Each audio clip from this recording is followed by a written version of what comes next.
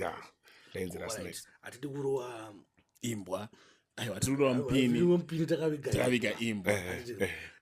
pane video takaona ra Flexage Flexage achitaura kuti no iwa usitombo rimwe nekubulawayo ende vanzi Junior Mostivity ende zvekubulawayo zvikaizvi ndezvekutonyepa zvakazofamba sei ndizvo chokwadi here kati ingori songo yangangobata nzoma malines right you know what from day one ndakukudzai Flex achitanga kupinda maharare munomu aigara neni ndini ndakamutambira Flexage ndinatomuintroducer I was kunonzi kuutafosi munoziva pakwala apo kapo apo asi Flex achitouya aitogona but ona ingomutenzera inini ndandiri munhu wekuti ndasingana basa nesocial media zvekuti izvo zvokuti kunokandwa nyimba Facebook kana chi ndandiri munhu wekuti ndaingoenda kana kushoka kana pari ndaingonorwa ngoma unoita sei kosi ndagara ndingori mafurisa ndaingouraya vanhu but zvokuzoti kunozoendwa kuFacebook kunodi handa asina basa zvakangwarirani Flex saka ukatarisa kuti art rangu even Flex echineni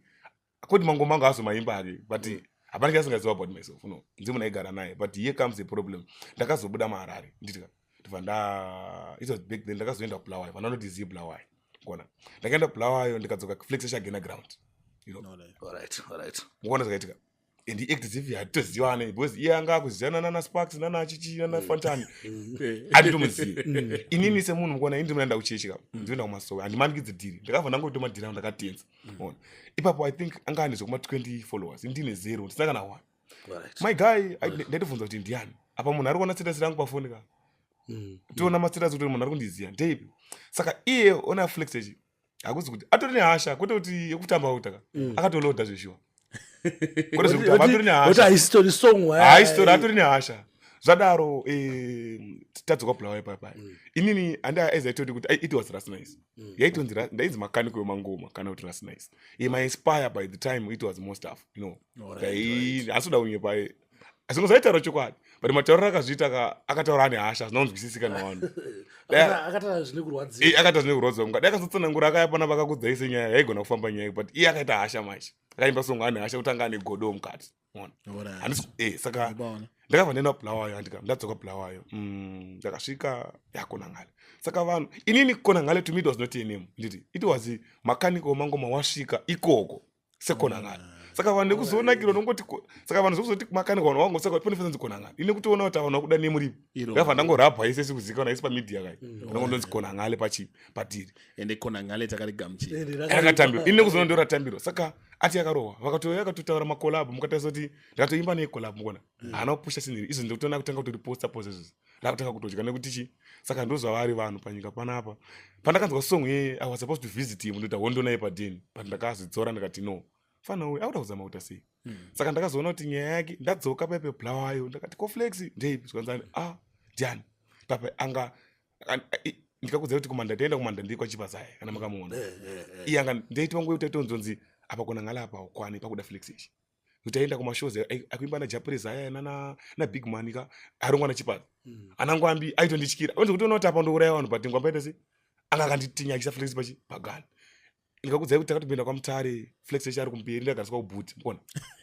ina ndiri bhuti ndakapfeka all white ndikasvika all white akaita black munzwe ndiri bhuti apa tikusaiza because mbona munyanzokuona muri kubhuti ka ndakagara bhuti renowa munzwe ere ndakavhara usiri kwekwe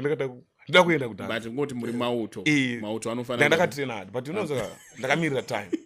saka ini ndakazogena ground more than him saka iye nanhasi zvikunetsa kugamuchira manje kuti magaina kuti asara zveshuwa ane hasha zvototi ane hasha chiyedzikena zvokutoti akutonditi ndikanditi konangala ikondomuti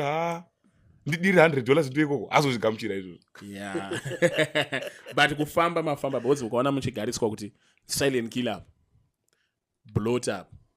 mamagariswa konangala apa mukuedza kungonzi mato aiwa zvekuti inini hangoona chi indiri munhu wekuti pandinosvika panzvimbo isaka ndikapiwa kana show mukona handikazvikumbenda Flexage inini mukona inini ndikaenda kuJoburg anoenda Flexage inini ndonzi mukomana mudzose kana Saturday yacho futi ini ndonzi mudzosa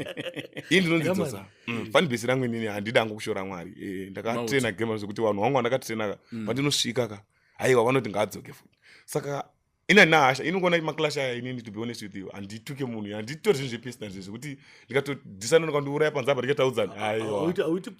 haiwa handituke munhu inini ndotraina saka my message kuti muone flex age. I know I was supposed to answer this kuti flex age andakana beef naye. Iye ndiye tone mabi. Iye tone zvekuti katokudzai pana pamutozviramba kuti ndi zvakatowanda because masikiti ndine hope. Zvese kubvira kuti akasvikira apa akatombonzwa aye akanzwa aye akatombogara musango ndoziziya izvezvi. Atombogara mubridge mufana we but ndine inazvo. Ndikataka kuziva ndozidi kunyepa munzwa. But izvozvo flex ake pana bangataura kuti anzi ini ndakatrainwa nechi nenhamo. Saka ndonange ushamwari wenyu uri right. Asi kuti pane pamakazongokwesherana. Nairika ndiyodesa mukona mukakura zvafanira kuti imi mungoti mune manzina. Mukona pane nguva yekuti unosvika panguva yekuti pane munhu anogona kuti akuda sparks asoda zigo. Poti akuda zigo asoda sparks mukona. Panozoita problem. Sparks afanira ari mababy. Ayo mababy chete pakazi. But isusu tagatozviona pane time yekuti tosvika padhiri ndika. But dhiri ndira zigo. Tomuperekedza zigo totobata kamera ndiri kuseri uko. Handisiri ndiri kudiwa ndizigo ari kudiwa. Mafanzi angona kutosvika mudara. Ini indofamba ndichimhoreswa nemafanzi kandi ndichibigwa nemafanzi. Mwe musi ndasangana na comic elder pana 5 average hapo. Ani bodo nditi comic elder zigo achitimhoresa. Chinototaura bebe. Mafanzi vaunganira comic elder mudara. Ndanosana ndakatomira kuside ndakadodai. Saka mona pa live unofanira kuzvinzwisisa kuti zviriko nguva yacho nguva inokwana ngona. Kune nguva yekutoti vanonga vachikufonera kuzokufonera. Saka iye munhu afanira kunzwisisa nziri kuti iripo nguva yekuti hapasi kudiwa flex age pakudiwa konangana hapasi kudiwa kona pakudiwa flex inguva handiri usamanikidze vanhu kukuda ngona I was ndakubvunza clip iripo inini kwakaita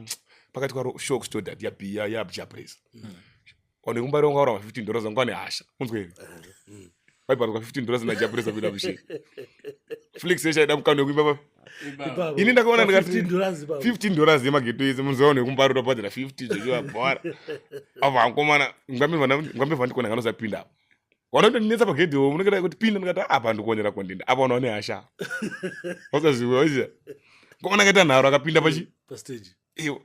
vanhu vaimisi munozvina mafanzi vanonga vachikusimisa vachipinda soka kuona kuti tadzaone pastage kuona vanhu vachikuti vanonga vachikuita ngasiri kukuziva soka vanonga vachikuti pinda akapinda mafanzi angane hasha wakapopota shandisati kapoterere maro wakati wakanda makenba iye pakudzika apa ungona indini munhu akavaza kumucomforta ini vanhu vese kuti waimsimisa wakamupira goti muzveri zvekuda kumurumisa zvese utenga wasaidzirwa imbo wakuda kurumiswa zvese ndikamucomforta ndikati akona mumwangu wabhaiza ndakasina kupinda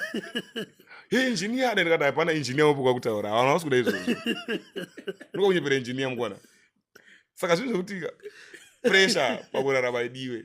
ngobvuma defeat apa handisi kukwana kudiwa apo mukwana pane ng'ono ungamumanikidza kupinda pasiri kudiwa because akapinda mishini ikadzimwa vanhu vakatemesa zvinhu zvachipazi kuona zvikatemwa pepe asi iye akato neprize akango ndapinda pagani nekuda kuzomanikidza kuti ndingori mombe anogona flex handidi kushora anoni malenzi andonakidza but iye manje anomanikidza zvinhu manje sando dzedze dzinomuvhiringidza manje masi dzekuti rake soka yadada pista yanisha hanzi ungosvika mlikopa vanhu sando bana sando izine varidzo vazvo musatinde sando saka ibukuti problem yaflex age ndeyekuti haasi kukwanisa kuzvitambira kuti kona ngale inguva yakona ngale yekushaira aro zviri kumunetsa munoziva kana imi mundada kubvunza sa mwana unonge uchiti iwewe ndachakati mwana yakapinza kana tuma chidisisi pade unonga kuti ndopita sekuvana unongobvuma udefeat zvepanguva but unozviramba kuti unongopinda maacceptance munhu andatakura kumota yangu ano iri unozongozi accept ufamba kwetime asi panguva unouchizviramba kuti handikunde right tapanzwa mudhara iwe tapabata but wona after ngoma rabuda disi taifunga kuti maybe muchienda mustudio ndati foni yangu ini ndakatoziva kuti dhisi rabuda ndakatorara foni yangu aina kurara musiwo wamuna uchifona mudhara flex wamwe wachichimbisa dhisa munhu wamwe wachitinyarara wamwe dai nekudai wamwe inyaya iyi flex chakadati aite pawaka yakagamuchira kugeto kwake kuwaterfalls mukona flex anogara kuwaterfalls kakuti tritu ndoko anogara uko kumastenzo saka iye manje akaonera ati kuti vanhu vakamusimbisa ukati waita se dhiri radya zvikudaro dhiri pageti mukona saka inini ndakatoziva dai ndakatopindira dhisi roro mustudio akatimirwa dhisi roro navanhu zabai manje kuti vakatimirira dhisi roro mukona saka vari kuda iye ada kuzama kuda kupinda kuti aite competition neni mukona but inini mai ndakapenga mwana iye ndikarongana chipazi clashio ndikona satofinda satoenda kudhiri kwake because flex eki ndimufana wangu izvozvo zvekunzi chikoro una chikoro chisina lingi mudhara hachina dhiri ba anokuudza ika mudhara asi chikoro chisina lingi hachina dhiri unotoona katsiri polisi doki mudhara pazipo vanoshanda lingi chete moti